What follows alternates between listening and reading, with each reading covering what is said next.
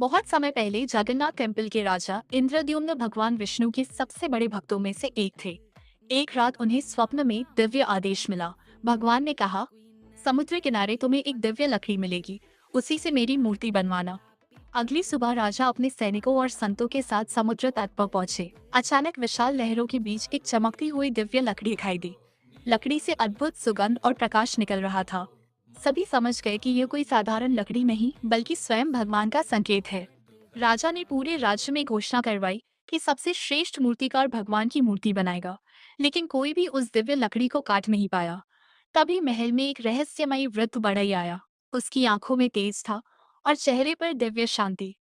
उसने कहा, मैं मूर्ति बना सकता हूँ, लेकिन मेरी एक शर्त है। जब तक मैं काम करूँ कोई भी कमरे का दरवाजा नहीं खोलेगा। राजा ने शर्त मान ली। वृद्ध बढ़ई खुद को कमरे में बंद करके काम करने लगा। कई दिनों तक भीतर से हथौड़े और औजारों की आवाज आती रही, लेकिन अचानक एक दिन आवाजें बंद हो गई। रानी घबरा गई। उन्हें लगा कि कहीं वृद्ध की मृत्यु तो नहीं हो गई। उन्होंने राजा से दरवाजा खोलने की विनती की। राजा पहले मना करते रहे, लेकिन आखिरकार चिंता में आकर दरवाजा खोल दिया।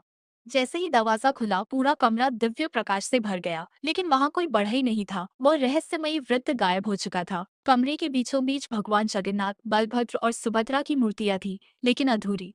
उनके हाथ पूरी तरह नहीं बने थे। तभी आकाश से दिव्य आवाज गूंजी, मैं स्वयं विश्वकर्मा